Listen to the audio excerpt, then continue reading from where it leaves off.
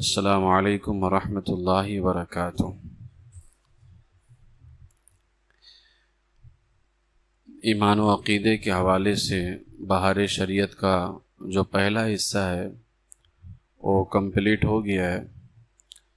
بہار شریعت کا دوسرا حصہ کتاب الطہارہ کے نام سے ہے۔ کتاب الطہارہ، طہارت کہتے ہیں پاکی حاصل کرنا، ٹھیک ہے۔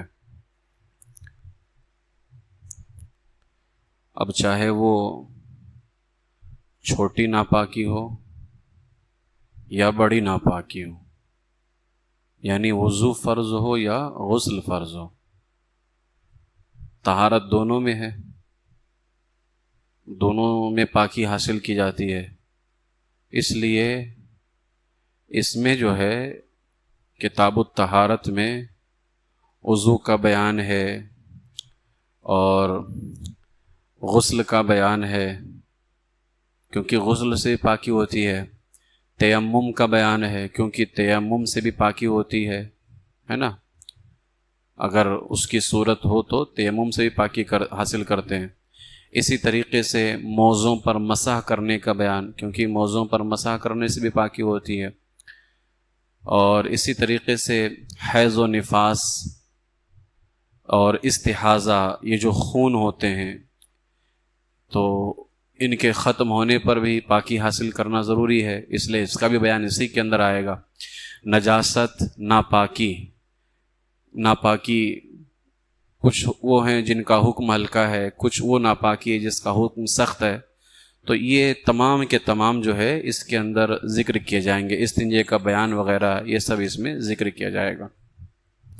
سب سے پہلے اس کے اندر جو ہے کتاب الطہارت میں، بہار شریعت میں وضو کا بیان ہے، ٹھیک ہے، وضو کا بیان، اور وضو کے بیان کے بعد میں غسل کا بیان ہے۔ بہار شریعت میں جب آپ دیکھیں گے تو ابھی جو ہے پی ڈی ایف تیار نہیں ہوگی، اب پی ڈی ایف تیار نہیں ہوگی۔ بہار شریعت میں وہ ساری باتیں آپ کو مل جائیں گی، اس لیے میں دیکھ رہا ہوں کہ ریکارڈ ہوتا ہے لیکن سننے والے نہیں ہیں، کیونکہ پی ڈی ایف مل جا رہی نا، محنت کچھ بھی نہیں کر رہے ہیں۔ تو اب ادھر کوئی تفصیل سے پڑھائی ہوگی نہیں، ڈیٹیلز کے ساتھ میں جو بہت ضروری ہے وہ بتا دیا جائے گا، اور وہ ساری باتیں تم کو بہار شریعت کے اندر مل جائیں گی۔ اس لیے بہار شریعت اٹھائیے، سنیے کیا بتایا گیا ہے بہار شریعت میں، اس کو انڈر لائن کر دیجئے کہ جو بتایا گیا ہے وہ یہ ہے، امتحان میں وہیں سے ہے۔ بہار شریعت میں صفحہ 282 اور 283 پر کچھ اصطلاحات بیان کیے گئے ہیں۔ میں وہ اصطلاحات بیان نہیں کرتا، جیسے اس میں پڑھ لیں واجب اعتقادی کیا ہے اور واجب عملی کیا ہے، سنت موقدہ کسے کہتے ہیں، سنت غیر موقدہ کسے کہتے ہیں، مستحب کیا ہے، مباح کیا ہے، حرام قطعی کیا ہے، یہ ساری چیزیں۔ بہار شریعت میں سب سے پہلا بیان جو ہے وضو کا ہے، ٹھیک۔ وضو میں 4 فرائض ہیں۔ وہ جو پوسٹ تیار کرتے تھے ہم رمضان شریف کے اندر، وہ پوسٹ ہم شیئر کر دیں گے، جو لوگ گروپ میں نیو ہیں وہ سب کو مل جائے گا اس میں، وضو کا طریقہ اور غسل کا طریقہ، ٹھیک ہے۔ تو یہ پوسٹ ہے تو اس کو شیئر کیا جائے گا۔ باقی جو مسائل وغیرہ ہوں گے وہ خود ہی سنیں اور خود ہی لکھیں۔ وضو کے 4 فرائض: چہرہ دھونا،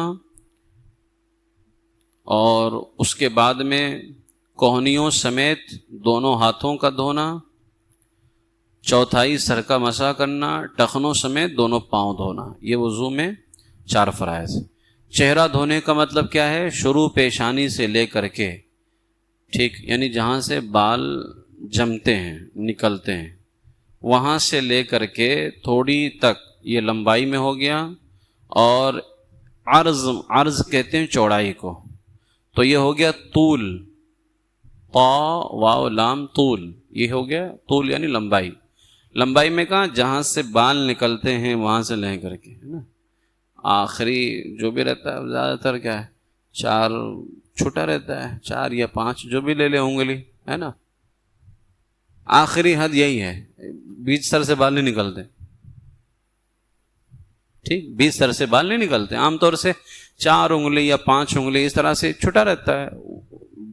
بال نکلنے کی جو آخری حد ہے یعنی یہیں سے بال نکلتے ہیں، ٹھیک، تو وہاں سے لے کر کے تھوڑی کے نیچے تک، ٹھیک، یہ دھلنا ہے وضو میں۔ اور عرض میں عین را ضاد، عرض چوڑائی ایک کان کی لو سے دوسرے کان تک، یہ چہرہ ہے، اس کے اندر کا جو حصہ ہے ایک مرتبہ پانی بہانا کیا ہے؟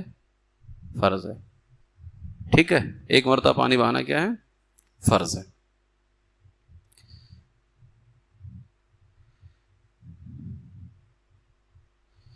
اسی لیے عام طور سے جیسے کسی کے سر میں بال نہیں ہوتے ہیں تو وہ کہاں سے چہرہ دھلے، تو یہ مسئلہ یاد رکھنا کہ جہاں سے بال نکلنے کی جگہ ہے وہیں سے چہرہ دھلے گا، ٹھیک ہے، ورنہ یہ مسئلہ ہوگا جہاں سے بال نکلے ہیں وہاں سے دھلے تو وہ بندہ تو بال نکلے نہیں اس کے، تو وہ چہرہ کہاں سے دھوئے گا؟ تو یہ نہیں ہے کہ جہاں سے بال نکلے ہیں، جہاں سے بال نکلنے کی جگہ ہے عام طور سے کم وہاں سے تھوڑی کے نیچے تک، اور چوڑائی میں ایک کان کی لو سے دوسرے کان کی لو تک، ٹھیک، اس کو دھونا فرض ہے۔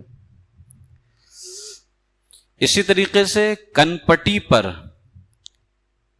یعنی رخسار، گال اور کان کے بیچ میں اگر گھنے بال ہوتے ہیں نا، کبھی کبھار یہاں بہت زیادہ بال ہوتے ہیں، یہ کن پٹی، تو کہا گیا کہ بالوں کا اگر بہت زیادہ گھنے ہوں تو بالوں کا، ورنہ صرف کھال کا دھونا فرض ہے، ٹھیک ہے، بہت زیادہ بال عام طور سے ہوتے ہیں رخسار اور کان کے بیچ میں۔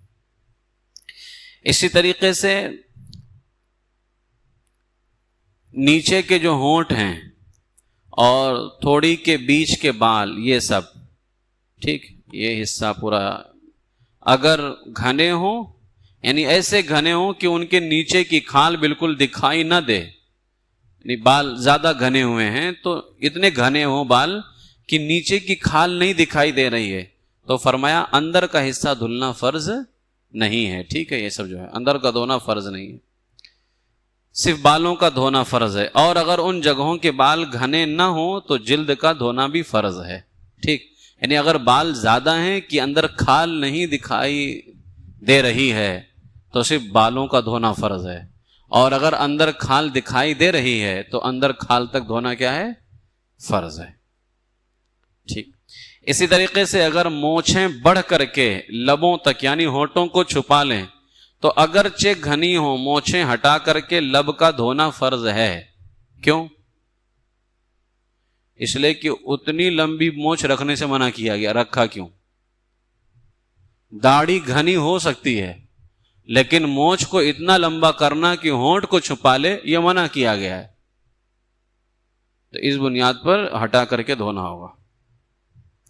داڑھی کے بار اگر گھنے نہ ہو تو جلد کا دھونا فرض ہے، اور اگر گھنے ہو تو گلے کی طرف دبانے سے، یعنی ایک یہ بھی کہ داڑھی کے جو بال رہتے ہیں نا یہ، تو اگر یہ گھنے ہوں تب تو یعنی اگر جیسے گھنے نہیں ہیں یہ بال داڑھی کے تو کہا گیا ہے کہ جلد کا دھونا فرض ہے، لیکن اگر گھنے ہوں تو کہا گیا گلے کی طرف دبانے سے، یعنی اب داڑھی کو گلے کی طرف دبائیں، گلے کی طرف دبانے سے جس قدر چہرے کے حصے آئیں گے اس کے اندر، ٹھیک ہے، آس پاس کے جتنے چہرے حصے آئیں گے ان کا دھونا فرض ہے۔ اب عام طور سے داڑھی اوپر ہے تو بہت ساری چیزیں چھپ جاتی ہیں چہرے کا، لیکن اگر اس کو دبا دیا جائے کچھ حصے کھل کر کے سامنے آ جاتے ہیں، تو دبا دینے سے جتنا حصہ دکھے تو اس کا اتنا دھونا فرض ہے، لیکن جو حصہ دکھائی نہ دے، بال گھنے زیادہ ہیں تو صرف بالوں کا دھونا فرض ہے۔ دوسرا فرض ہے کوہنیوں سمیت دونوں ہاتھ دھونا۔ اگر کوہنیوں سے ناخن تک کوئی جگہ ذرہ بھر بھی دھلنے سے رہ جائے گا وضو ہوگا؟ کیونکہ یہ فرض ہے، جب دھلنے سے رہ گیا تو وضو نہیں ہوگا۔ ہر قسم کے جائز ناجائز گہنے، چھلے، انگوٹھیاں، یہاں یہ بحث نہیں ہو رہی ہے کہ کیا پہننا جائز ہے، وہ جانے کیا پہن کے رکھا ہے۔ ہر قسم کے جائز ناجائز گہنے، چھلے، انگوٹھیاں، کنگن وغیرہ اتنی تنگ ہوں کہ نیچے پانی نہ بہے تو اتار کر کے دھونا فرض ہے، اور اگر ہلکے ہوں یعنی اتنے تنگ نہ ہوں بس گھما دے گا تو بھی اندر پانی پہنچ جائے گا، تب اتارنا ضروری نہیں ہے، اندر پانی پہنچ رہا ہے، ٹھیک، یعنی بہت زیادہ تنگ ہے تو اس کو اتار کر کے پانی پہنچائے گا۔ لیکن اگر ہلکے ہی ہیں تو گھمانے سے گھوم رہا ہے، پانی پہنچ رہا ہے، تو اس کو اتار کر کے پانی پہنچانے کی ضرورت نہیں۔ کسی کے ہاتھ میں 5 انگلیاں ہیں، 6 انگلیاں ہیں، کسی کی 4 ہی انگلیاں ہیں اور کسی کی 6 انگلیاں ہیں، عام طور سے ہوتی ہیں، تو جتنی زائد انگلی ہوں گی ان انگلیوں کا بھی دھونا فرض ہے، کیونکہ وہ سب ہاتھ میں شامل ہے۔ چوتھائی سر کا مسح کرنا، مسح کرنے کے لیے ہاتھ تر ہونا چاہیے، ہاتھ بھیگا ہونا چاہیے، ٹھیک ہے، اور نیا پانی ہو، خواہ ہاتھ میں تنی اعضاء کے دھونے کے بعد رہ گئی ہو یا نئے پانی سے ہاتھ تر کر لیا ہو۔ کسی عضو کے مسح کے بعد جو ہاتھ میں تری باقی رہ جائے گی وہ دوسرے عضو کے مسح کے لیے کافی نہ ہوگی، یعنی کسی عضو کا مسح کیا اس نے، اب مسح کرنے کے بعد جو ہاتھ میں بھیگا پن باقی رہ جائے گا وہ دوسرے عضو کے لیے کافی نہیں ہوگا، اس کو دوبارہ بھیگانا ہوگا۔ سر پر بال نہ ہو تو سر پہ بال نہ ہو تو مسح کیسے کرے گا؟ چوتھائی بال کا مسح فرض ہے کہ چوتھائی سر کا مسح؟ سر ہے نا بابا، بال نہیں تو کیا، سر تو ہے۔ سر پر بال نہ ہو تو جلد کی چوتھائی، اور جو بال ہوں تو خاص سر کے بالوں کی چوتھائی کا، ورنہ جو فرض ہے وہ چوتھائی سر کا مسح ہے، ٹھیک ہے۔ اس لیے بہت پہلے کسی نے پوچھا تھا کہ بال ہی نہیں ہے تو مسح کیسے کرے گا، بیٹھ کے سوچ رہا تھا یار بال تو ہے ہی نہیں، مسح کیسے کرنے کا، مسئلہ بہت بھاری پوچھ لیا اس نے۔ بھاری نہیں تھا وہ، سر تو ہے نا، بولے کسی کا سر ہی نہ ہو تو مسح کیسے کرے گا؟ اب مسح کرنے کی ضرورت نہیں ہے، اس کو غسل کر کے نہلا دھلا کر کے قبرستان پہنچایا جائے، ٹھیک ہے۔ ٹخنوں سمیت دونوں پاؤں دھونا، جس چیز کی آدمی کو عموماً یا خصوصاً ضرورت پڑتی رہتی ہے اور اس کی نگہداشت و احتیاط، یعنی اس چیز سے اپنے جسم کو بچائے رکھنے میں حرج ہو، ناخنوں کے اندر یا اوپر یا کسی اور دھونے کی جگہ پر لگے رہ گئے، اگرچہ جرم دار ہو، اگرچہ اس کے نیچے پانی نہ بہے، اگرچہ سخت چیز ہو، وضو ہو جائے گا۔ جیسے مثال کے طور پر پکانے یا گوندھنے والوں کے لیے آٹا، ٹھیک ہے۔ اسی طریقے سے رنگ ریز کے لیے رنگ کا جرم یعنی جسم یا تہ، عورتوں کے لیے مہندی کا جرم، لکھنے والوں کے لیے روشنائی کا جرم، مزدور کے لیے گارا مٹی، عام لوگوں کے لیے آنکھوں کے کنارے یا پلک میں سرمے کا جرم، اسی طرح بدن کا میل، مٹی، غبار، مکھی، مچھر کی بیٹ وغیرہ۔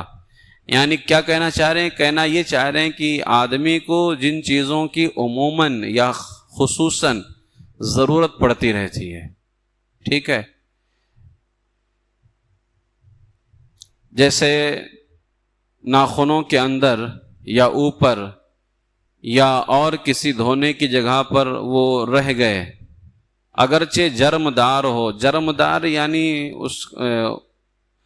اس کا نشان باقی رہ جائے، ٹھیک ہے، وہ نشان باقی رہے، اگرچہ اس کے نیچے پانی نہ بہے، اگرچہ سخت چیز ہو، وضو ہو جائے گا، جیسے پکانے اور گوندھنے والوں کے لیے آٹا ہوتا ہے، ٹھیک ہے۔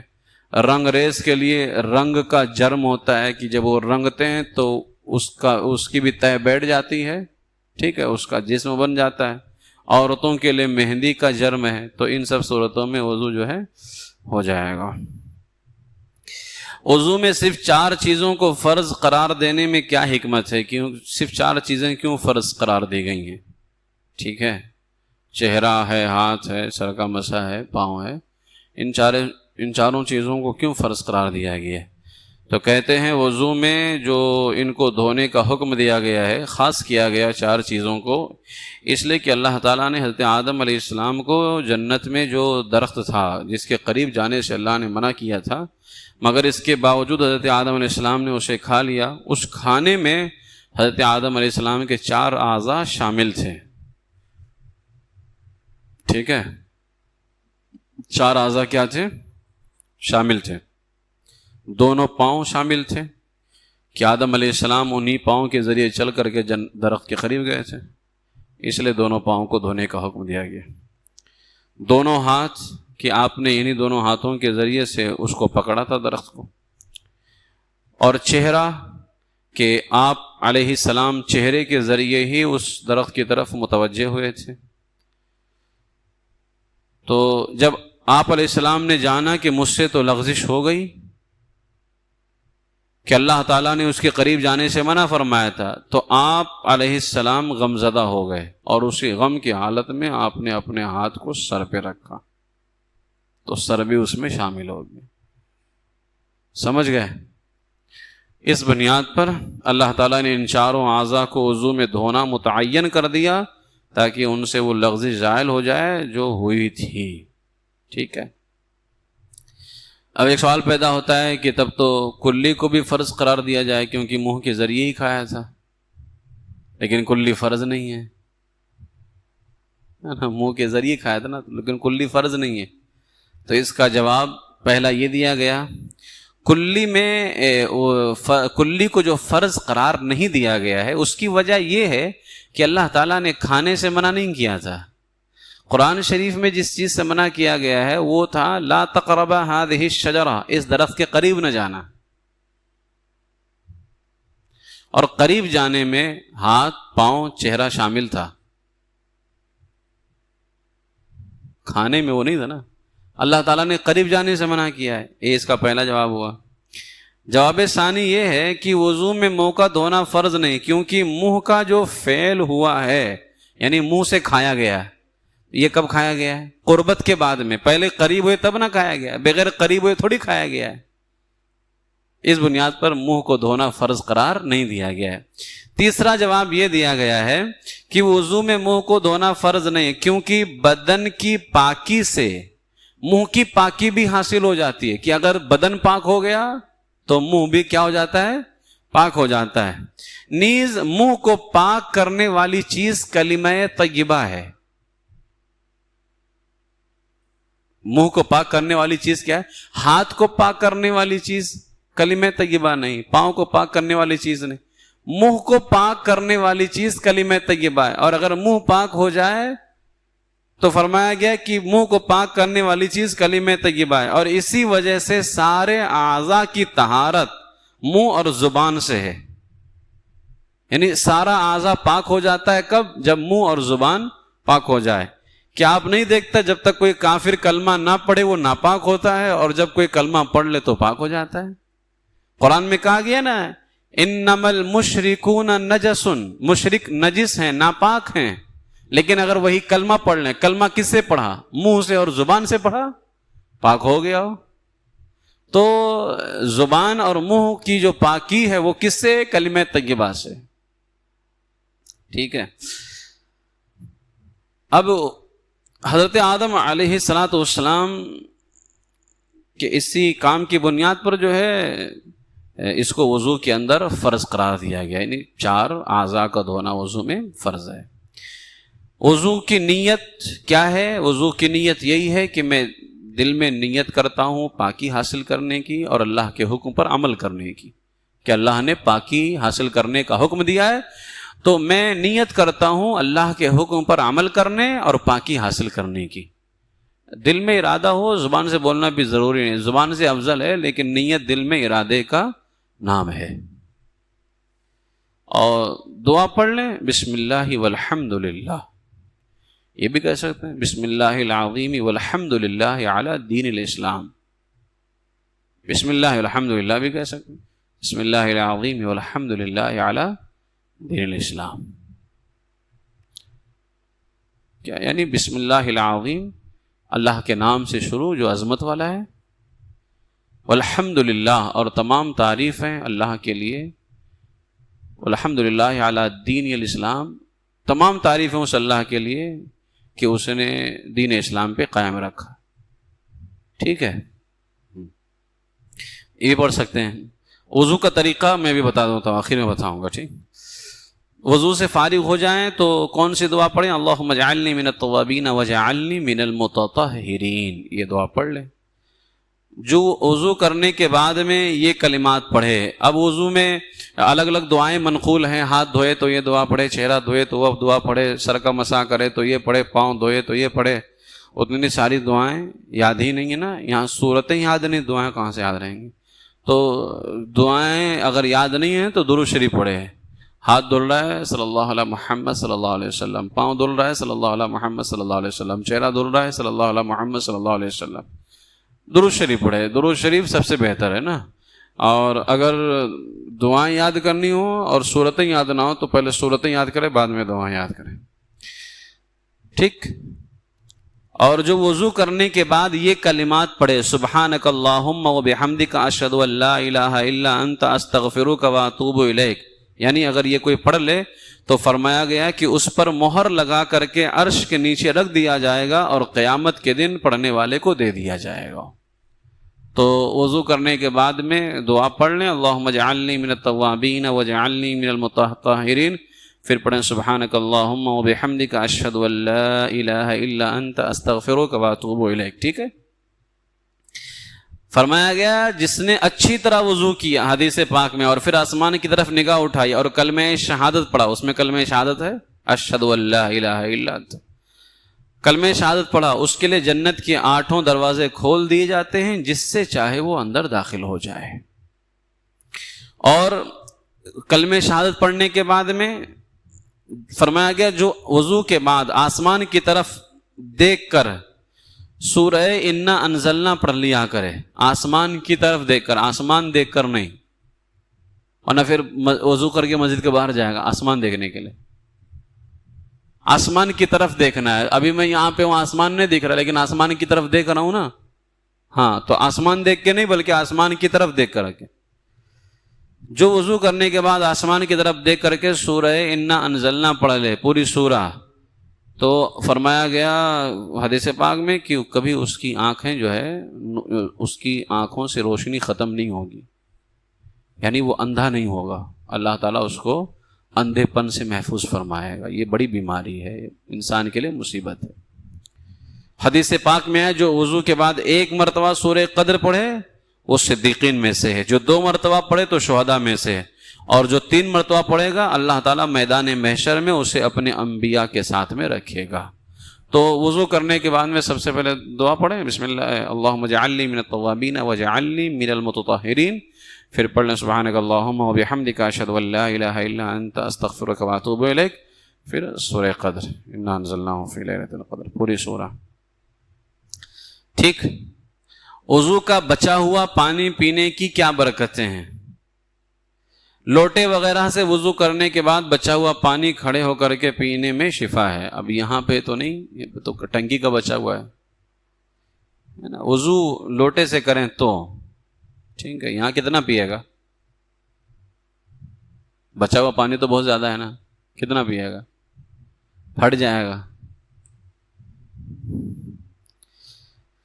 چنانچہ فتاوی رضویہ شریف میں میرے اعلیٰ حضرت فرماتے ہیں بقیہ وضو یعنی وضو کے بچے ہوئے پانی کے لیے شرعاً عظمت و احترام ہے, اور نبی صلی اللہ تعالیٰ علیہ وسلم سے ثابت کہ حضور نے وضو فرما کر بقیہ آب یعنی بچے ہوئے پانی کو کھڑے ہو کر کے نوش فرمایا. اور ایک حدیث میں روایت کیا گیا کہ اس کا پینا 70 مرض سے شفا ہے.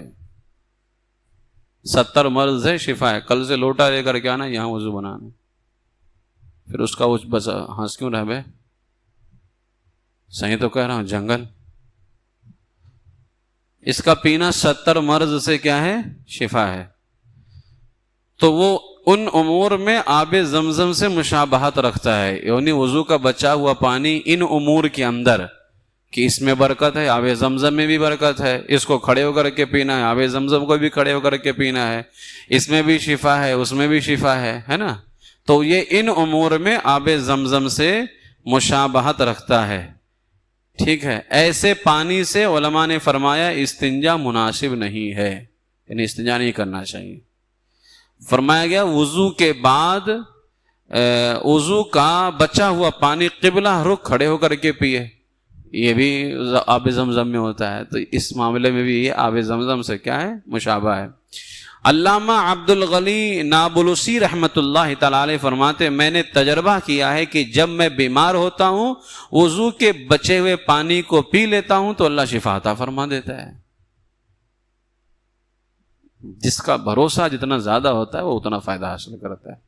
نبی صادق صلی اللہ علیہ وسلم کے اس صحیح طب نبوی میں پائے جانے والے ارشاد گرامی پر اعتماد کرتے ہوئے فرماتے ہیں میں نے یہ طریقہ اختیار کیا ہے. علامہ عبد الغنی نابلسی علیہ الرحمہ بہت بڑے امام ہیں.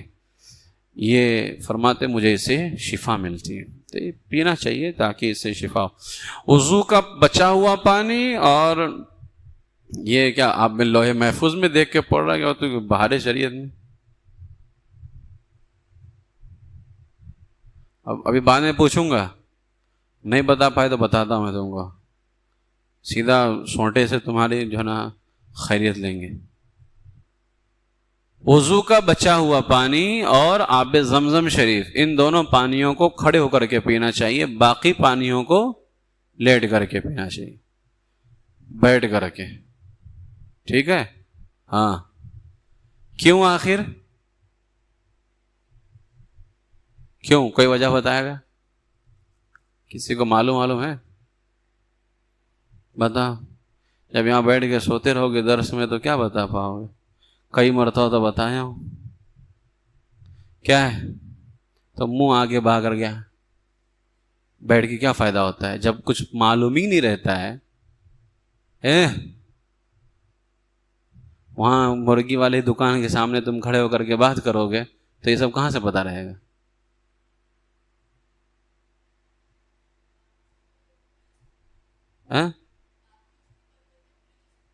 طہارت کی برکت ہے. ہاں ہاں. اور تو باقی جو اور پانی ہے وہ آب زمزم میں، اور جو وضو کا بچا ہوا پانی ہوتا ہے اس میں برکت ہوتی ہے نا؟ فرمائے گا نا برکت والا پانی ہے. تو اس کو کھڑے ہو کر کے پیئے تاکہ وہ پانی پورے جسم کے اندر جائے اور جسم کے ہر مقام پر وہ برکت پیدا کرے. لیکن جو اور پانی ہے، عام پانی ہے، اس کو بیٹھ کر کے پیئے کیونکہ وہ برکت والا نہیں ہے وہ. ٹھیک ہے؟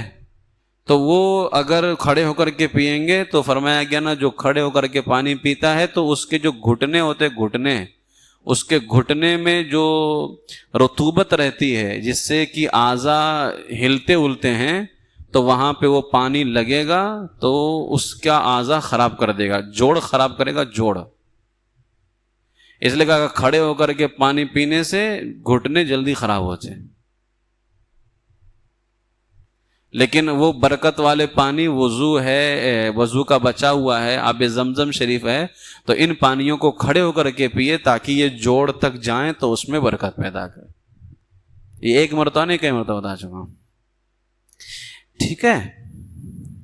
اب اس میں ایک مسئلہ یہ ہے کہ اعضاء کو دھونے کا حکم دیا گیا ہے نا کہ دھو، چہرہ دھو، ہاتھ دھو، پاؤں دھو. کسی عضو کو دھونے کا کیا مطلب ہے؟ دھونے کا مطلب یہ ہے کہ جس عضو کو دھونا ہے اس کے ہر حصے پر کم سے کم 2 قطرے پانی بہہ جائیں. کم سے کم 2 قطرے پانی کیا ہو جائیں؟ بہہ جائیں. صرف بھیگ جانے یا پانی کو تیل کی طرح چپڑ لینے یا 1 قطرہ بہہ جانے کو دھونا نہیں کہیں گے، اور نہ اس طرح وضو ہوگا یا غسل ہوگا. غسل میں بھی 2 قطرے کم سے کم پانی کا بہنا ضروری، اور وضو میں بھی 2 قطرے پانی کا بہنا کیا ہے؟ ضروری. اب غسل میں پورا جسم ہے تو پورے جسم پر کم سے کم جسم کے ہر حصے پہ 2 قطرے پانی بہہ جائیں. اور وضو کے اندر جن اعضاء کو، پارٹس آف باڈی کو دھونا فرض ہے، ان اعضاء پر کم سے کم 2 بوند پانی بہہ جانا کیا ہے؟ فرض ہے. ٹھیک ہے؟ دھوپ کے گرم پانی سے، یعنی جو دھوپ سے پانی گرم ہوتا ہے اس سے وضو کر سکتے ہیں یا نہیں؟ جو پانی گرم ملک میں، گرم موسم میں سونے چاندی کے سوا کسی اور دھات کے برتن میں دھوپ میں گرم ہو گیا تو جب تک گرم ہے اس سے وضو اور غسل نہیں چاہیے. اس سے وضو اور غسل نہیں چاہیے. نہ اس کو پینا چاہیے، بلکہ بدن کو کسی طرح پہنچنا نہیں چاہیے وہ پانی۔ کیا کہا؟ جو پانی گرم ملک میں، گرم موسم میں، یعنی کچھ علاقے بھی ٹھنڈ ہوتے ہیں، کچھ علاقے گرم ہوتے ہیں، تو گرم ملکوں میں، گرم علاقوں میں، گرم موسم میں سونے چاندی کے علاوہ کسی اور دھات کے برتن میں، یعنی وہ جس میں گرم ہوا نا وہ سونے چاندی کا برتن نہیں، کسی اور دھات کا برتن ہے، اس میں دھوپ میں گرم ہو گیا تو فرماتے ہیں جب تک گرم ہے اس سے وضو اور غسل نہیں کرنا چاہیے، نہ اس کو بدن تک کسی طرح پہنچنا دینا چاہیے، یہاں تک کہ اگر اس سے کپڑا بھیگ جائے تو جب تک ٹھنڈا نہ ہو لے اس کے پہننے سے بچیں۔ یعنی اگر وضو کر لیا وضو ہو جائے گا، اس میں مسئلہ نہیں ہے، وضو کر لیا تو وضو ہو جائے گا، لیکن گرم ملکوں میں، گرمی کے موسم میں اگر سونے اور چاندی کے علاوہ کسی اور دھات کے برتن میں پانی گرم ہوا، یا وہ گرم پانی کسی کپڑے میں لگا اور تم نے اس کو اپنے اعضاء تک لگا لیا، چاہے وہ گرم پانی لگا لیا یا وہ گرم پانی سے جو کپڑا بھیگا تھا اس کو فوراً اپنے جسم سے لگا لیا، تو حکماء حضرات فرماتے ہیں بہار شریعت میں ہے، ڈر ہے اس بات کا کہ اس کو سفید داغ کی بیماری ہو جائے گی، سمجھے؟ غسل وضو ہو جائے گا، لیکن وہ گرمی والے ملک میں، گرمی والے، اگر کوئی علاقہ گرم نہیں ہے وہاں گرمی سے پانی گرم ہو گیا تو لگا سکتے ہیں، یا اسی طریقے سے ملک بھی گرم ہے، موسم بھی گرم ہے، سونے اور چاندی کے علاوہ تانبے کے برتن میں پانی گرم ہو گیا گرمی سے تو اس کو بھی لگا سکتے ہیں۔ نہیں، سونے اور چاندی کے علاوہ میں اگر ہو تو نہیں لگانا چاہیے، سونے کے اس میں گرم ہو گیا یا چاندی کے برتن میں گرم ہو گیا تو لگا سکتے ہیں، لیکن سونے اور چاندی کے علاوہ کسی اور برتن میں ہو تو اس کو نہیں لگانا چاہیے۔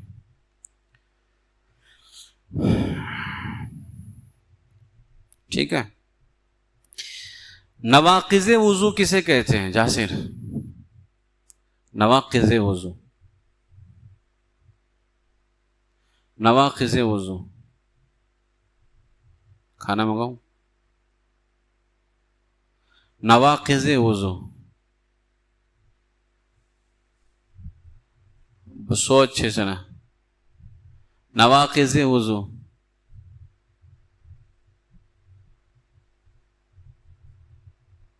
ہاں؟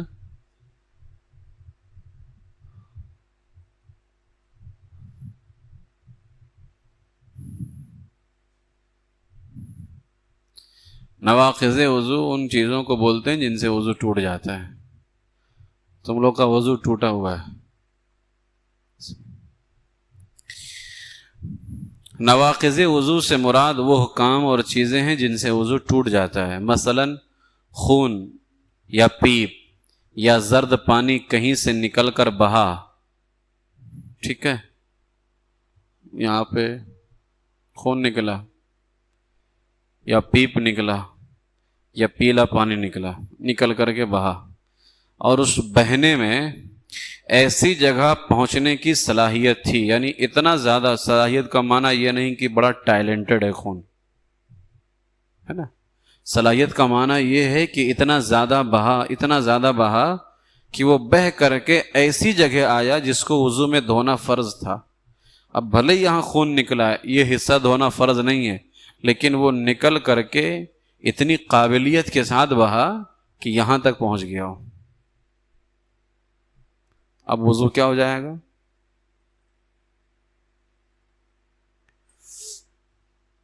وہی کہہ رہے ہیں، مثلا خون یا پیپ یا زرد پانی کہیں سے نکل کر بہا اور اس بہنے میں ایسی جگہ پہنچنے کی صلاحیت تھی جس کا وضو یا غسل میں دھونا فرض ہے تو وضو جاتا رہا۔ خون نکل کر کے بہا لیکن وہیں رہا، کونی کے نیچے نہیں آیا، یعنی وہ حصے پہ آیا ہی نہیں جس کو وضو میں دھونا فرض تھا، تو اسی حصے کو صرف دھلا جائے گا۔ اور دھلا کیوں جائے گا؟ کیونکہ خون ناپاک ہے، وضو نہیں ٹوٹے گا، صرف اس حصے کو دھل لے کافی ہے، لیکن اگر وہ نکل کر کے وہاں کی اس جگہ پر پہنچ گیا حصے ہاتھ کا جو حصہ وضو میں دھونا فرض ہے، تو اس کو بھی دھلا جائے گا اور وضو بھی بنایا جائے گا. سمجھ گئے؟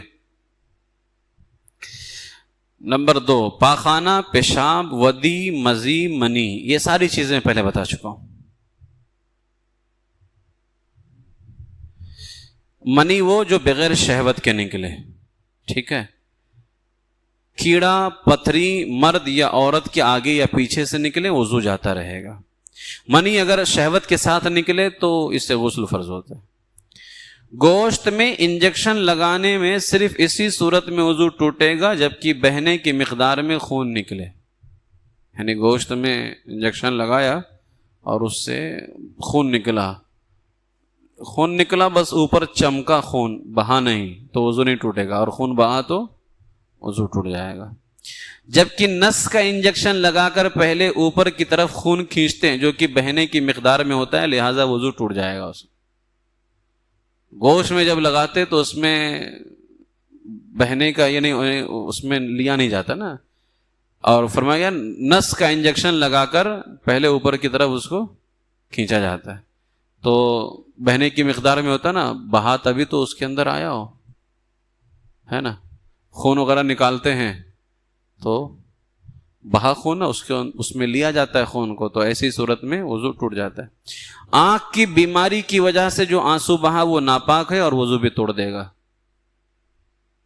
ٹھیک، آنکھ سے پانی نکلا بہا تو وضو ٹوٹ جائے گا، لیکن بیماری کی وجہ سے، کیونکہ بیماری کی وجہ سے جو پانی نکلتا ہے وہ ناپاک ہوتا ہے. اور اگر جو ہے نا رونے کی وجہ سے جو پانی نکلتا ہے اس سے وضو نہیں ٹوٹے گا، کیونکہ یہ تو اکثر بزرگوں کی شان ہے اور ان کا طریقہ بھی رہا کہ وہ نمازوں میں رویا کرتے تھے. قرآن کی وہ آیتیں جن میں اللہ کے خوف کا ذکر ہے، عذاب کا ذکر ہے، اس کو پڑھ کر کے روتے ہیں، تو ان آنسوؤں سے وضو نہیں ٹوٹے گا. وہ پانی جو بیماری کی وجہ سے ہو. چھالا نوچ ڈالا، اگر اس کا پانی بہہ گیا تو وضو ٹوٹ گیا ورنہ نہیں. کھانے پانی یا سفرا کہتے ہیں پیلے رنگ کا کڑوا پانی، ٹھیک ہے. کھانے پینے یا سفرا کی وہ قے جو منہ بھر کر ہو وضو توڑ دیتی ہے. یعنی کھانے کی الٹی کی منہ بھر کر کے، پانی کی الٹی کی یا پیلے پانی کی الٹی کی تو اس سے وضو کیا ہو جائے گا؟ ٹوٹ جائے گا. لیکن منہ بھر کر کے ہو. اب منہ بھر کر کے ایک مرتبہ بتایا تھا میں نے، منہ بھر کر کے مطلب کیا ہوتا ہے؟ ہاں، پورے منہ میں پانی لیا جائے؟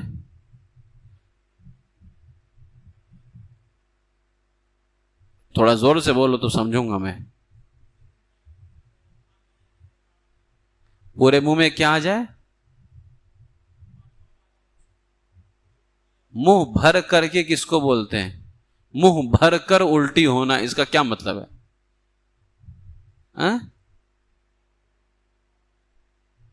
تو اگر تھوڑا سا بھی ہوگا تو کیا منہ میں رکھے رہے گا کیا؟ منہ بھر کر کے قے ہونے کا کیا مطلب ہے؟ کیا مطلب ہے؟ تو منہ سے ہی باہر آتا ہے الٹی. منہ بھر کر کے قے کا کیا مطلب ہے؟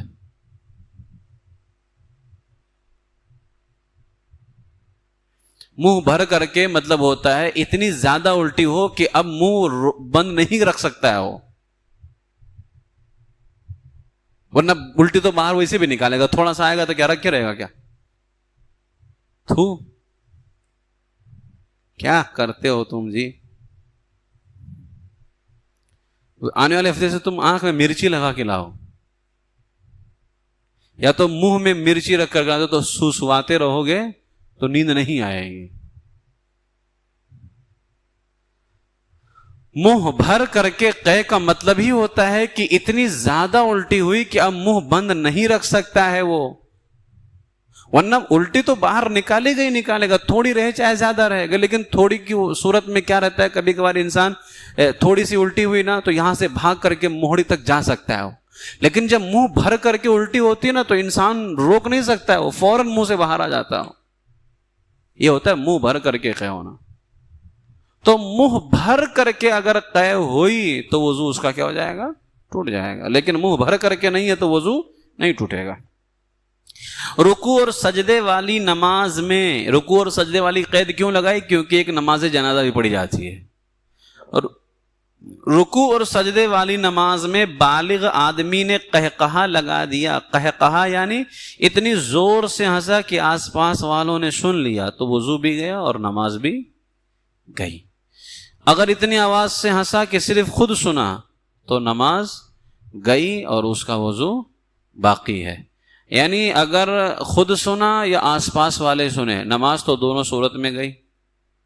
لیکن اگر آس پاس والے سن لیے تو وضو گیا اور خود سے سنا تو وضو باقی ہے. مسکرایا تو نہ نماز گئی نہ وضو گیا، لیکن پھوکٹ والا کام کیے.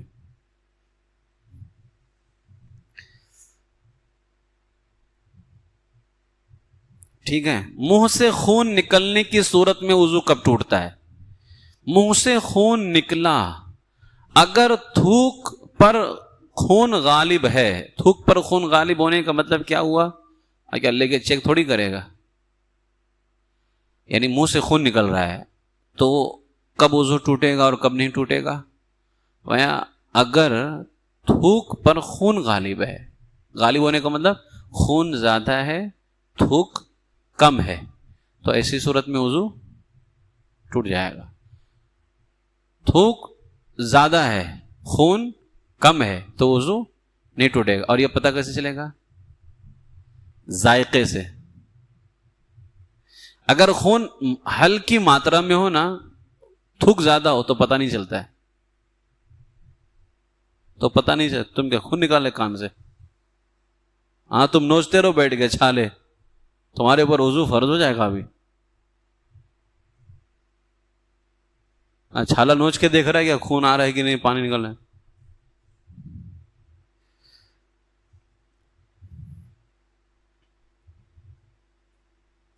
ٹھیک ہے.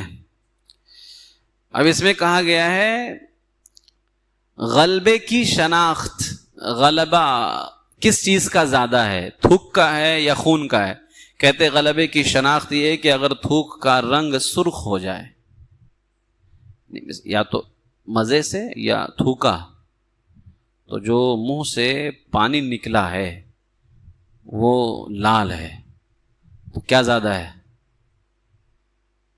کیا زیادہ ہے؟ ارے بولو نا. اگر لال نکلا تو زیادہ کیا؟ تھوک کی خون؟ اتنا بھی نہیں سمجھے تو وضو کیا ہو جائے گا؟ اس سے سمجھ میں آ گیا کہ خون زیادہ ہے. اور اگر وہ لال نہیں نکلا بلکہ اس میں تھوک کا رنگ زیادہ ہے تو کیا زیادہ ہوا؟ تھوک. خون کم ہوا تو وضو ٹوٹے گا؟ نہیں ٹوٹے گا. یہ مسئلہ یاد رکھنا.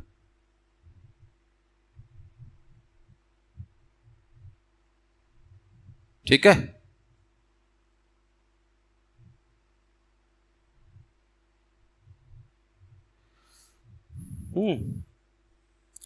اگر تھوک زرد یعنی پیلا ہو تو خون پر تھوک غالب، اس میں پیلا پن رہے گا، لال نہیں رہے گا، پیلا پن رہے گا، تو خون پر تھوک غالب مانا جائے گا، لہذا وضو نہیں ٹوٹے گا. ٹھیک ہے. بات سمجھ میں آئے گی کہ نہیں سمجھ میں آئے گی؟ تو اگر منہ سے خون نکلے تو وضو کب ٹوٹے گا کب نہیں ٹوٹے گا پتہ چل گیا نا. کل ذرا منہ کسی کا پھوڑ دینا، پھر دیکھنا کہ کیا نکل رہا ہے، زیادہ کیا ہے. ٹھیک ہے. یا خود ہی مار کے دیکھ لینا. نیند سے وضو ٹوٹنے کی کتنی شرطیں ہیں، اس پر میرا بیان موجود ہے نا، وہ سن لیجئے اچھے سے نا. ٹھیک ہے. نیند سے وضو ٹوٹنے کی 2 شرطیں ہیں. اب ان 2 شرطوں میں 10 طریقے وہ بیان کیے گئے جس سے وضو ٹوٹ جاتا ہے، 10 طریقے وہ بیان کیے گئے جس سے وضو نہیں ٹوٹتا. اعلیٰ حضرت نے فتح اور رضا شریف کے اندر بیان کیا، وہ پورا موجود ہے. کس طرح سونے سے وضو ٹوٹتا ہے، غالباً اس ٹاپک پر ہے، اسی عنوان سے.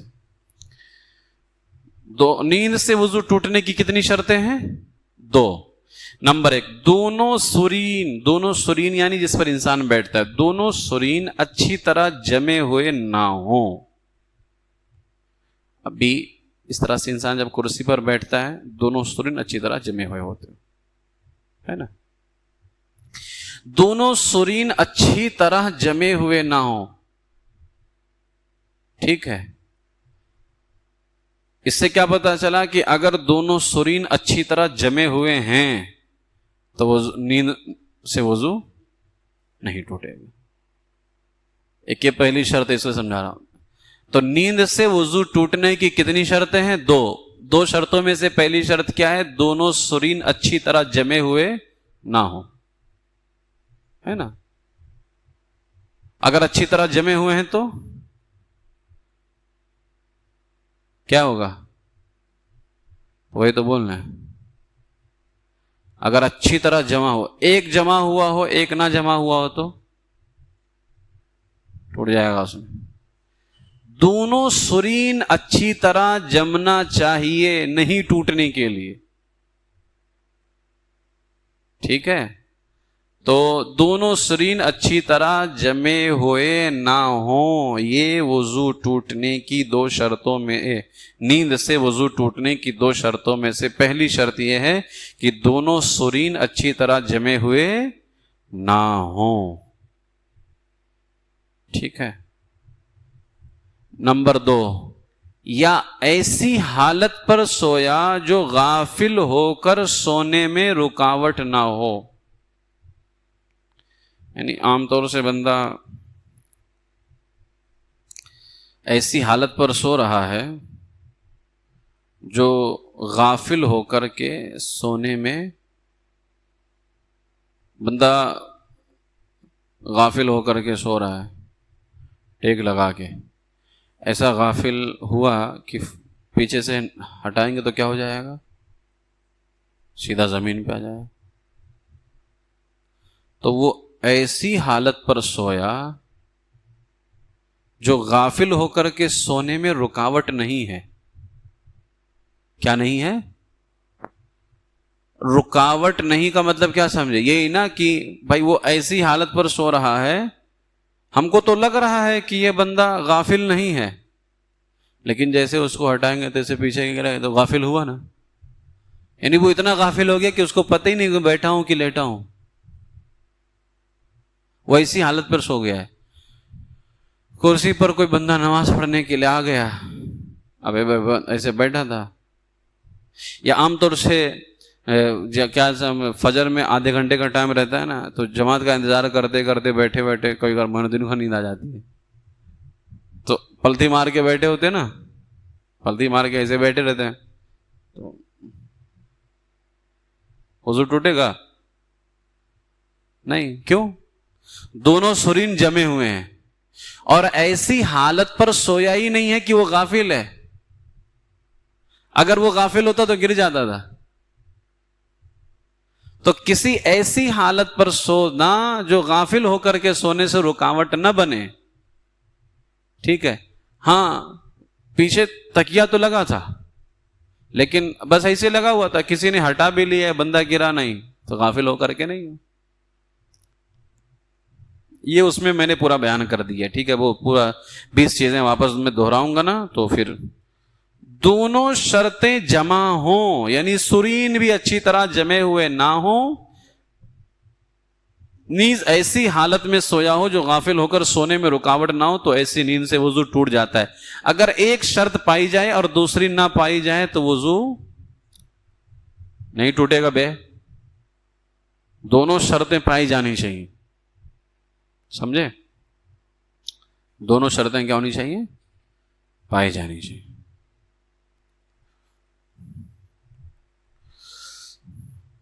کیا سطر کھلنے یا دوسرے کا سطر دیکھنے سے وضو ٹوٹ جاتا ہے جاسر؟ سطر معلوم ہے نا؟ سطر کس کو بولتے ہیں؟ کیا ناف کو بولتے ہیں؟ کہاں سے کہاں تک؟ کہاں سے؟ تمہارا ناف کتنا اوپر ہے جی؟ یہاں ہے. ناف کے نیچے سے گھٹنے کے نیچے تک نا یہ سطر ہے نا مرد کا. تو اس کو اگر کسی نے دیکھا وضو ٹوٹ جائے گا؟ کیا بول رہے ہیں؟ کسی کا دیکھا تو وضو ٹوٹ جائے گا؟ فالتو بات ہے. ہاں بغیر سطر کے رہنا منع ہے، ٹھیک ہے، اور دوسروں کے سامنے سطر کھولنا حرام ہے، لیکن وضو نہیں ٹوٹے گا اس سے. ٹھیک ہے، کسی کی آپ نے اپنی ران کھول دی یا کسی کی ران آپ پر آپ کی نگاہ پڑ گئی تو اس سے وضو نہیں ٹوٹتا ہے. ٹھیک ہے، وضو ٹوٹنے والی یہ کون سی چیز ہو گئی؟ اس سے تھوڑی وضو ٹوٹتا ہے. ٹھیک ہے، اب غسل کا ہے، غسل کا آنے والے ہفتے دیکھتے ہیں. وضو کے اندر ایک چیز ہے موزے پر مسح. موزے پر مسح، مرد اور عورت موزہ پہنے ہوئے ہوں، اگر وہ وضو میں پاؤں دھونے کے بجائے موزے پر مسح کریں تو مسح کیا ہے؟ کیا ہے مسح کرنا؟ موزے پر مسح کرنا کیا ہے؟ ہاں؟ اگر فرض ہوتا تو جنگل آدمی تم کو موزہ پہنوا کر کے مسح نہیں کرواتے تھے. ہم موزے پر مسح کرنا جائز ہے، واجب کر دے گا. لا حول ولا قوت الا باللہ العلی العظیم. تم پورا ہفتہ بھی استغفر اللہ پڑھو، لا حول ولا قوت الا باللہ العظیم پڑھو نا، پھر بھی کم ہو جائے گا تمہارے لیے. جنگل آدمی. پچھلے ہفتے بھی میں نے بتایا تھا کہ چمڑے کے موزے پر مسح کرنا جائز ہے، کہ کسی بندے نے چمڑے کا موزہ پہنا ہے، اگر وہ چاہے تو اوپر ہی جو ہے نا، میں نے اسکرین شاٹ والا بھی بتایا تھا کہ وہ اوپر اس طرح سے کر لے تو اس کا پاؤں دھلنا پا لیا جائے گا، اور اگر چاہے تو وہ اتار کر کے پاؤں دھلے. کہتا فرض نہیں بچا تو واجب. اب کہتے واجب بھی نہیں تو کہتے نفل، وہ بھی نہیں تو مباح، کہتے مستحب. کسی چیز کو سنا کرو نا تو اس کو ذرا ذہن میں رکھا کرو. اسی لیے میں نے کہا کوئی پی ڈی ایف تیار نہیں ہوگی ابھی. کھولو نہ امتحان میں پاس ہونا تو بتاتا ہوں تم لوگوں کو، میں اچھے سے خوب کاٹیں گے پیٹیں گے. محرم میں قربانی کریں گے تم لوگوں کی. محرم میں 10 دن کی قربانی کریں گے، 11 محرم سے 21 محرم تک. جنگل آدمی. تو مرد اور عورت ان کو موزے پر مسح کرنا کیا ہے؟ جائز ہے. موزہ اگر پہنے ہو تو موزے پر مسح کرنا کیا ہے؟ جائز ہے. اب موزہ کیسا ہو اس کی شرط کیا ہے؟ یہ ہونا چاہیے. اب ہر موزہ بھی نہیں ہے، یہاں پہ جا کر کے 10 روپے والا موزہ اٹھا لایا ہے نا، جس میں پانی گھستا رہتا ہے. کپڑے کا موزہ تھوڑی یہاں مراد ہے. موزہ پر مسح کرنے کے لیے کیا شرطیں ہیں؟ دیکھو، موزے پر مسح کرنے کے لیے چند شرطیں ہیں. نمبر 1، موزے ایسے ہوں کہ ٹخنے چھپ جائیں. موزے ایسے ہوں کہ ٹخنے چھپ جائیں، اس سے زیادہ ہونے کی ضرورت نہیں. اور اگر 1 انگل کم ہو جب بھی مسح درست ہے، ایڑی نہ کھلی ہوئی ہو. سمجھے؟ یہ تو ایڑ جو ہوتا ہے پاؤں کی ہے. تو موزے ایسے ہوں. پہلی شرط یاد رکھنا، کس موزے پر مسح کرنا جائز ہے؟ پہلی شرط یہ ہے کہ وہ موزے ایسے ہوں کہ ٹخنے جو پاؤں میں رہتے ہیں، ہاتھ کا نہیں بولنا، سمجھانے کے لیے بولنا، ٹخنے کیا ہو جائیں؟ چھپ جائیں. اگر 1-2 انگلی کم ہوا تب بھی چل جائے گا، بٹ یہ نہیں کھلی ہونی چاہیے. ایڑی یہ اگر کھلا رہا تو نہیں ہوگا. ٹھیک. دوسری شرط، پاؤں سے چپٹا ہوا موزہ ہو کہ اس کو پہن کر آسانی کے ساتھ خوب چل پھر سکیں. ایسا ڈھیلا موزہ نہیں کہ آسانی سے چل نہ پائے. ظاہر سے جب موزہ ڈھیلا رہے گا تو آسانی سے چل نہیں پائے گا، پھنسے گا وہ. لیکن جب پاؤں کے ساتھ چپٹا ہوا ہوگا آسانی سے چل لے گا. یہ دوسری شرط ہے. یعنی پہلی شرط کیا ہے؟ ٹخنے چھپے ہوں. اگر ٹخنا چھپا ہوا بھی ہو لیکن دوسری شرط نہیں پائی گئی کہ وہ پاؤں سے چپٹا نہیں ہے تو بھی موزے پر مسح نہیں کر سکتا ہے. ٹخنا بھی چھپا ہو اور ٹخنا نہ صحیح کم سے کم ایڑی چھپی ہوئی ہونی چاہیے. اگر وہ چھپی ہوئی ہے یا ٹخنا چھپا ہوا ہے لیکن پاؤں میں موزہ اتنا بڑا پہن لیا ہے کہ چلنے پھرنے میں دشواری ہو رہی ہے، پاؤں میں موزہ چپٹا نہیں ہے تو موزے پہ مسا نہیں ہو سکتا ہے. ٹخنا بھی چھپا ہو اور پاؤں سے موزہ چپٹا ہوا ہو. تیسری شرط چمڑے کا ہو. ٹھیک ہے, ٹخنا کیا گھٹنا چھپا لیا اور بالکل چپٹا ہوا ہے لیکن چمڑے کا نہیں ہے تو بھی موزے پر مسا نہیں ہو سکتا ہے. چمڑے کا ہو یا صرف تلا چمڑے کا. تلا چمڑے کا یعنی نیچے کا, تلا اسی کو بولتے نا تلا. تلا معلوم ہے, بھجیا تلا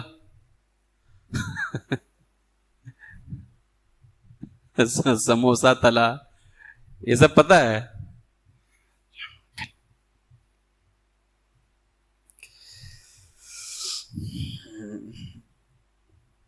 تلا نیچے کا جو حصہ ہوتا ہے نا, کبھی کبھی کہتے ہیں نا جو جوتے میں تلا لگوا کے لے آؤ, وہ ہوتا ہے.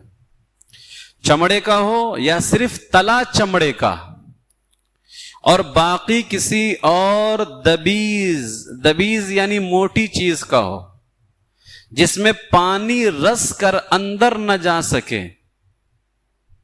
چمڑے کا ہو موزہ, پورا کا پورا موزہ کس کا ہو؟ چمڑے کا, یا صرف تلا چمڑے کا یہ حصہ ہوتا ہے, یہ چمڑے کا ہے, باقی اوپر کسی اور چیز کا ہے نا.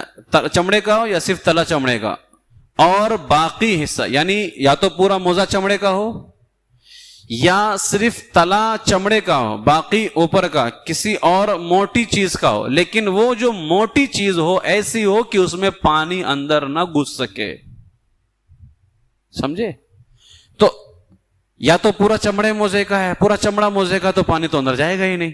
لیکن اگر صرف تلا اس کا چمڑے کا ہوا اور اوپر کا جو حصہ, بھائی ظاہر سے جب تلا چمڑے کا رہے گا تو اس کا ٹخنا چھپا ہی نہیں ہے نا,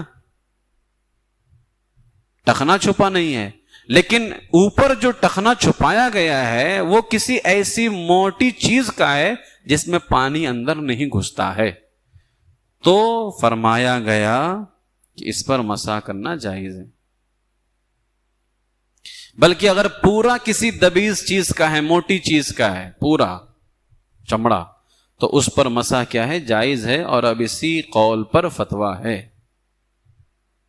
کہ یا تو چمڑا ہو یا کسی ایسی موٹی چیز کا جس میں پانی رس نہ سکے, اس پر مسح کر سکتے کہ نہیں کر سکتے؟ نہیں کر سکتے. ہاں ہندوستان میں جو عموماً سوتی یا اونی موزے پہنے جاتے ہیں ان پر مسح جائز نہیں, کیونکہ ان میں ندیاں بہہ جاتی ہیں اندر, ہے نا جی. پتہ چلے گا کہ جو ہے نا وہ مسح کر رہا ہے اور کہیں اتر گیا پانی میں تو اندر تک کے پانی پہنچ جاتا, اس پر مسح نہیں ہو سکتا ہے. بات سمجھ میں آ رہی کہ نہیں سمجھ میں آ رہی ہے؟ تو 3 شرطیں ہو گئیں. پہلی شرط کیا ہے؟ ٹخنا چھپا ہو.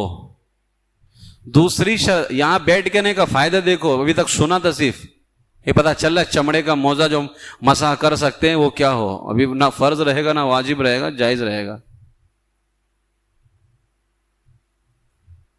موزے پر مسح کرنے کی پہلی شرط کیا ہے؟ جلدی بولو کیا ہے؟ ٹخنا چھپا ہو. موزے پر مسح کرنے کی دوسری شرط کیا ہے؟ ٹخنا بولو, ٹخنا, ایڑی نہیں, وہ تو مجبوری میں ہے. تم کیا مجبوری میں چلتے ہوگا؟ ٹخنا بولو, ٹخنا کیا؟ ہاں ٹخنا چھپا ہوا ہو. دوسری شرط کیا ہے؟ پاؤں سے چپٹا ہوا ہو بالکل, ہے نا, کہ چلنے میں آسانی ہو. اور تیسری شرط کیا ہے؟ چمڑے کا ہو. صرف چمڑے کا بولو, وہ آگے کا اسے مجبوری میں, چلو چمڑے کا ہو. ٹھیک ہے. ہاں نمبر 4, چوتھی شرط, وہ چمڑے والا موزہ چپٹا ہوا ہو, ساتھ میں ٹخنا بھی بند ہو. ایسا موزہ اس نے کب پہنا ہو؟ وضو کر کے پہنا ہو. کب پہنا ہو؟ وضو کر کے پہنا ہو، خواہ پورا وضو کر کے پہنے یا صرف پاؤں دھو کر کے پہنے.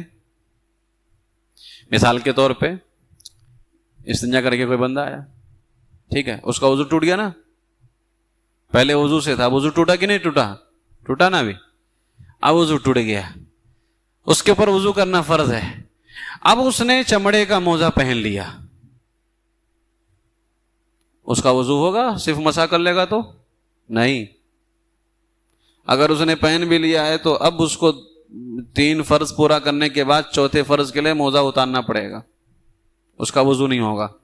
ہاں آیا نکل کر کے اور پاؤں دھو کر کے موزہ پہن لیا، اب بعد میں پھر چہرہ دھلا، ہاتھ دھلا تو اس کا وضو ہو جائے گا. ہمارے یہاں ترتیب فرض نہیں ہے، امام شافعی کے یہاں ترتیب فرض ہے. ہمارے مذہب میں ترتیب مینس پہلے چہرہ دھونا، پھر ہاتھ دھونا، پھر سر کا مسح کرنا، پھر پاؤں دھونا.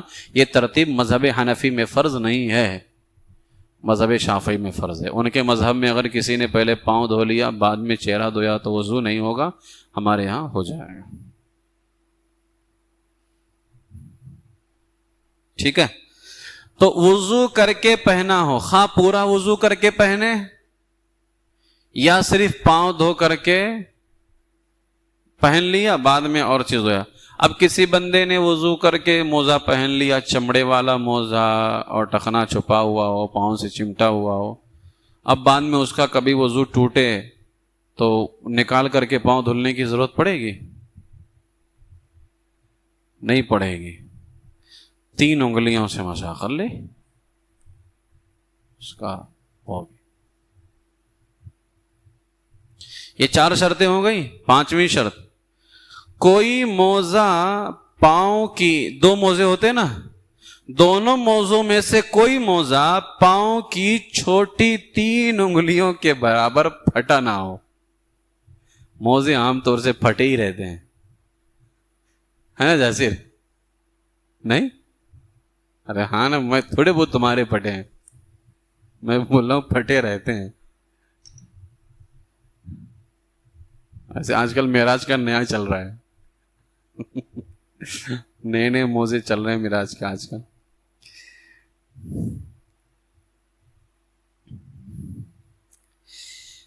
یعنی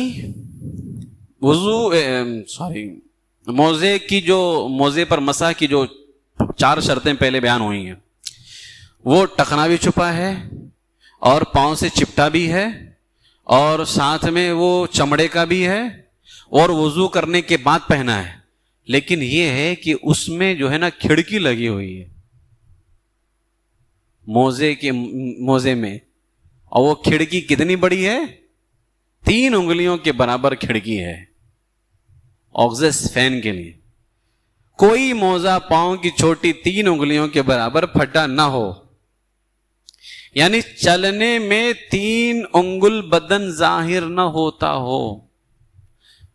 3 انگل بدن، 3 انگلی ہوتے نا، 3 انگلی ہے، اب اتنا پھٹا ہوا ہے کہ 3 انگل بدن ظاہر ہو رہا ہے. ٹھیک ہے، تو ایسی صورت میں اس پر مسح نہیں ہو سکتا. کیوں؟ مسح اس وجہ سے نہیں ہو سکتا کیونکہ پانی اندر جائے گا. اور اوپر کیا کہا؟ اگر چمڑے کا موزہ نہیں ہے لیکن کسی ایسی موٹی چیز کا موزہ ہو کہ اس میں پانی نہ رس سے، یعنی پانی اندر نہ جائے، تو اس پر بھی مسح کر سکتے نا. دبیز موٹی چیز. یہ 5 شرطیں یاد رکھیے اور موزے چمڑے کے خرید کر کے لے آئیے، میرے بھی لے آنا ہے نا، اور اس کو پہن لو. مقیم کے لیے آگے وہ مسئلہ آ رہا ہے، موزے پر مسح کرنے کی مدت کیا ہے؟ موزے پر مسح کرنے کی مدت مقیم کے لیے 1 دن رات ہے. مقیم یعنی مقیم بھائی کے لیے نہیں نا، ٹھیک ہے. مقیم سے مراد یہ ہے، پتہ چلا کہ ایک چمڑے پر موزے کی مسح کی مدت مقیم کے لیے 1 دن رات ہے. اب کوئی بندہ بیٹھا ہوا تھا مقیم، وہ سمجھائیے یہ میرے لیے بیان ہو رہا ہے. اور مسافر کے لیے 3 دن. اب کوئی مسافر بیٹھا ہوا تھا، وہ میرا مسئلہ بیان ہو رہا ہے، تو اس کا مسئلہ تو ہے لیکن موزہ بھی ہونا چاہیے نا. مسئلہ رہ گیا موزہ دکان میں اور مسئلہ اپنے لیے سمجھ رہا. تو موزے پر مسح کرنے کی مدت مقیم کے لیے 1 دن رات ہے، یعنی بندہ سفر میں نہ ہو، جو سفر میں نہ ہو اور 15 دن یا 15 دن سے زیادہ جو رکتا ہے کہیں، اس کو مقیم کہتے ہیں، اور اگر 15 دن سے کم کہیں رکتا ہے اس کو مسافر کہتے ہیں. ٹھیک ہے، مقیم اور مسافر سمجھ گئے؟ مقیم وہ جو 15 دن یا 15 دن سے زیادہ کہیں رکے. ہم لوگ یہاں مقیم ہے، کیا ہے؟ مقیم ہے نا، کیونکہ ہم لوگ کئی سالوں سے رکے ہوئے ہیں. اور اگر کہیں بندہ 15 دن سے کم رکے تو وہ مسافر ہے. اور مسافر 15 دن سے کم بھی رکے اور 92 کلومیٹر کا سفر طے کرے. ٹھیک ہے، ہاں، پتہ چلا کہ بغل والی گلی میں گیا تھا، 15 دن سے کم کے لیے گیا تھا، تو بھی مسافر تھوڑی ہوگا. 92 کلومیٹر. اور موزے کی مدت کی شروعات جو ہے، مسح کی مدت کی شروعات موزہ پہننے کے بعد پہلی مرتبہ جو حدث ہوا اس وقت سے ہوگی. یہاں پر بھی ایک بہت اہم مسئلہ ہے، ذرا دیکھیں. موزہ پہن لیا، ٹھیک ہے، اگر اسی وقت حدث ہو گیا اس کو لاحق، یعنی ناپاکی لاحق ہو گئی، تو اس وقت سے وقت شروع کیا جائے گا. اور اگر نہیں بلکہ بعد میں ہوا تو اس وقت سے شروع ہوگا. مثلا صبح کے وقت موزہ پہنا، صبح کے وقت میں موزہ پہنا اور صبح کے وقت میں ہی اس کو حدث لاحق ہو گئی. حدث یعنی ناپاکی. اور ناپاکی بھی کون سی؟ چھوٹی والی. اگر کسی پہ غسل فرض ہو گیا تو اس کو اتار کے نہانا پڑے گا. اور سمجھ میں؟ ہاں، ناپاکی چھوٹی والی. تو دوسرے دن صبح تک کے اس کی مدت ہے. لیکن اگر اس نے صبح کے وقت میں پہنا موزہ اور اس کو صبح کے وقت میں ناپاکی نہیں ہوئی بلکہ ظہر کے وقت میں اس پر وضو فرض ہوا، تو اب اس کا وقت کیا رہے گا؟ موزے پر مسح کرنے کا وقت کیا رہے گا؟ دوسرے دن ظہر تک ہی رہے گا. بات سمجھ میں؟ یعنی موزہ پر مسح کرنے کی مدت میں 2 چیزوں کا خیال رکھے. ایک تو مقیم اگر ہے تو اس کے لیے 1 دن رات، 1 دن رات یعنی پورا 24 گھنٹہ، اور مسافر کے لیے 3 دن رات یعنی 3 دن 24 گھنٹے، یعنی 1 دن کا پھر دوسرا 24 دنہ کتنا ہو گیا؟ 48 ہوئے نا بابا. اور 48 میں اور 24 ملاؤ کتنا ہو جائے گا؟ 72 برابر ہوتا ہے. ہاں، تو 72 گھنٹہ مقیم کے لیے، 24 گھنٹہ مسافر کے لیے، 72 گھنٹہ. لیکن یہ 24 گھنٹہ اس کے لیے کون سا ہے؟ موزہ پہننے کے بعد میں اس کو جو پہلی مرتبہ حدث لاحق ہو. مثلا اس نے آج صبح میں موزہ پہنا 8 بجے. موزہ کتنے بجے پہنا؟ 8 بجے.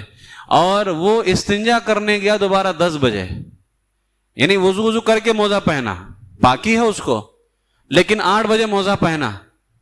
اب یہ 1 دن 1 رات اس کے لیے پاس ہے نا، 24 گھنٹہ ہے کہ 24 گھنٹہ اب جب بھی اس کو وضو کرنا ہوا، وضو ٹوٹے گا، وضو کرے گا تو صرف اوپر 3 انگلی سے مسح کر لے گا، ہو جائے گا. کب سے کب تک؟ مدت کیا ہے؟ تو کہا اگر یہ 8 بجے پہننے کے بعد فوراً استنجا کرنے چلا گیا تب تو اسی وقت سے، کیونکہ ناپاکی ہوئی تو اب دوسرے دن 8 بجے تک ہے. لیکن یہ 8 بجے موزہ پہنا اور پاکی کی حالت میں رہا، اس کا وضو ٹوٹا 10 بجے. اب 10 بجے اس کا وضو ٹوٹا، اس نے وضو کیا تو اس میں مسح کیا پاؤں کے اوپر.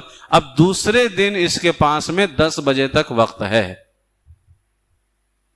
بات سمجھ میں آئی؟ ہاں. موزوں پر مسح کرنے کا کیا طریقہ ہے؟ موزوں پر مسح کرنے کا طریقہ یہ ہے کہ دہنے ہاتھ کی 3 انگلیاں دہنے پاؤں کی پشت کے سرے سے، یہ ہے سرا، دہنے پاؤں کی پشت کے سرے پر، اور بائیں ہاتھ کی انگلیاں بائیں پاؤں کی پشت پر کے سرے پر، یعنی داہنا پاؤں ہے اس پر داہنا ہاتھ، داہنے ہاتھ کی 3 انگلیاں، یہ ہوں گے 3 انگلیاں داہنے پاؤں کی پشت کے سرے پر، اور بائیں ہاتھ کی انگلیاں بائیں پاؤں کی پشت کے سرے پر رکھ کر پنڈلی کی طرف، پنڈلی کیا پیچھے ہوتی ہے نا، ایسے لے کر کے پنڈلی کی طرف کم سے کم بقدر 3 انگل کے کھینچ لائے. 3 انگلی کے، یہ 3 انگلی اتنا کم سے کم اتنا کھینچ کر کے لیا، کم سے کم اتنا کھینچ کر کے لیا. اور سنت یہ ہے کہ پنڈلی تک پہنچائے،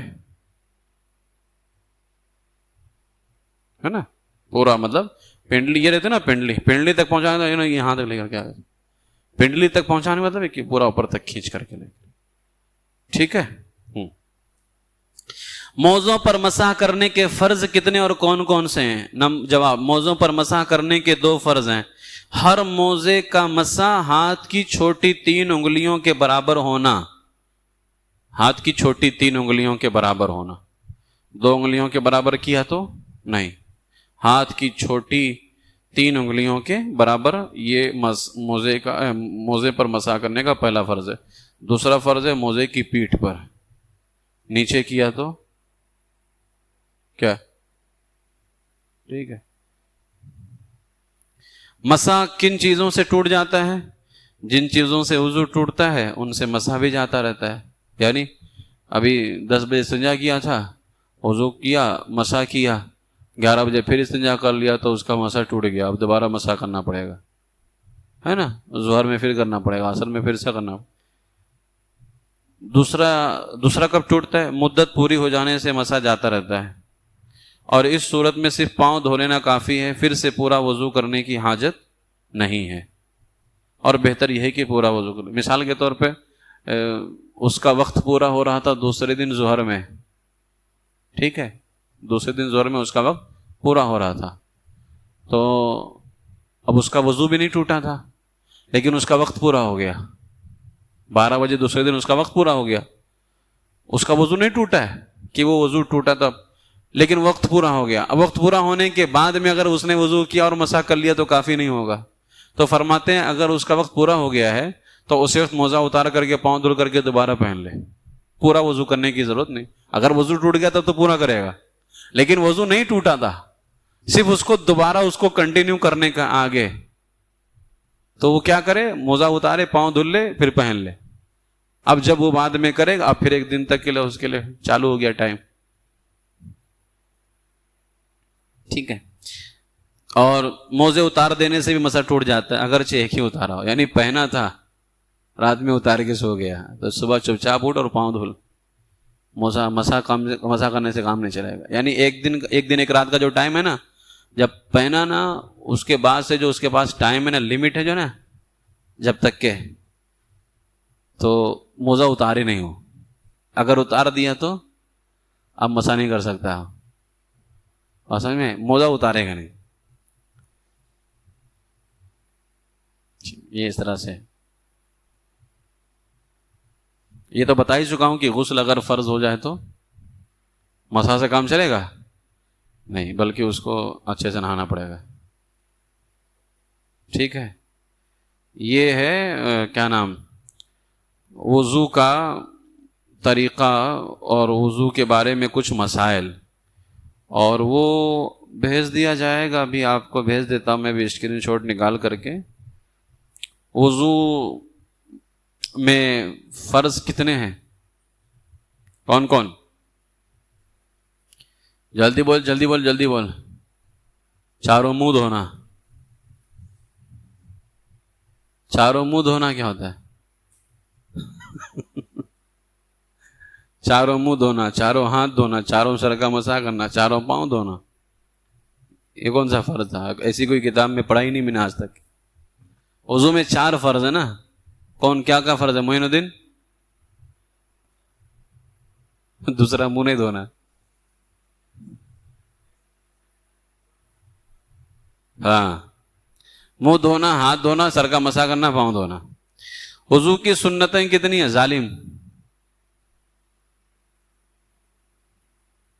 وضو میں سنتیں کتنی ہیں؟ یہ صرف اتنا بتا دے، وہ تو نہیں بتا پائے گا کہ کون کون سی ہیں، وہ معلوم ہے، صرف کتنی ہے بتا. 5 ہیں. وضو میں سنتیں کتنی ہیں؟ وضو میں سنتیں کتنی ہیں؟ 25. وضو میں سنتیں کتنی ہیں؟ سنتیں 11 سنتیں.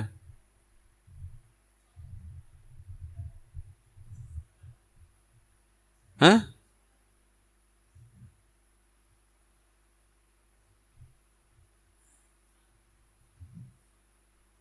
پورا ہے ہی نہیں، سنت ہی نہیں.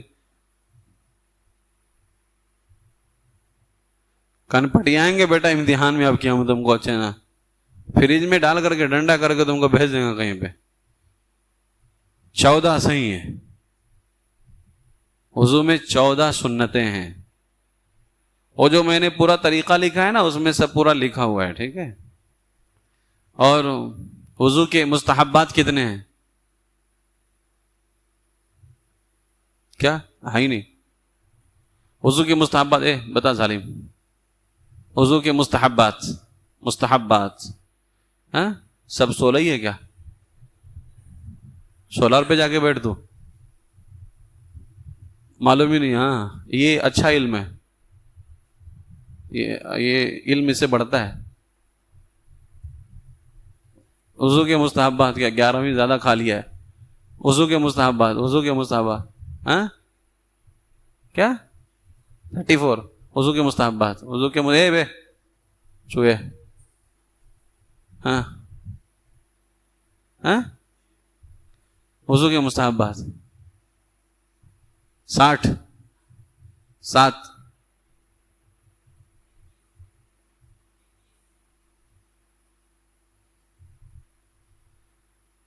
CFS نہیں بتایا 38. وضو میں 4 فرض ہیں، 14 سنتیں ہیں اور 3 اور 8 مستحبات ہیں.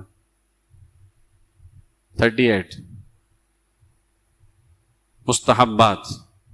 یہ اس میں پورا ایک لائن سے ہے وہ وضو والا، ٹھیک ہے. ایک لائن سے ہے، پہلے مستحب ہے، پھر سنت ہے، پھر جو ہے نا فرض ہے، پھر مستحب، اس طرح سے جو بھی اس میں ہے، ٹھیک ہے. جیسے منہ قبلے کی طرف کرنا، یہ کیا ہے ظالم؟ جیسے منہ قبلے کی طرف کرنا مستحب ہے، تو اس کو پہلے لکھا گیا ہے. ٹوٹل پوائنٹ وضو کے اندر جو ہے نا، وضو کا طریقہ ٹوٹل پوائنٹ ہیں 56 کی PDF رات میں تیار کر دینا تم آج رات بھر میں. ہاں صرف جو ہے نا کاہلی کرتے ہوا 56 پوائنٹ وضو کے تیار کر کے انشاءاللہ تعالی PDF بھیج دیں گے. باقی PDF کے لیے آپ بالکل میری طرف سے جو ہے بے فکر رہیے کہ نہیں ملے گی ہے نا. صرف وضو کا طریقہ جس میں فرض ہے، سنت ہے، مستحب ہے، یہ ہم پہلے سے تیار ہے، اس وجہ سے وہ بھی ہے نا. اور ایسا نہیں کہ وہ تیار ہے تو اس میں محنت نہیں، بہت محنت سے وہ بھی تیار ہوا تھا، ٹھیک ہے. ہاں اور کسی کو وہ محنت نہیں لگتی ہے تو بابا آپ مت لیجیے، آپ خود ہی تیار کر لیجیے. 56 پوائنٹ. تو وضو میں ٹوٹل جو ہم وضو کرتے ہیں، اب آپ اندازہ لگانا 56 پوائنٹ ہیں اسی میں، صرف وضو کے اندر 56 پوائنٹ. اب 56 پوائنٹ ہیں، ان میں سے آپ مستحبات مائنس کریں کتنا؟ 38. کتنا بچا؟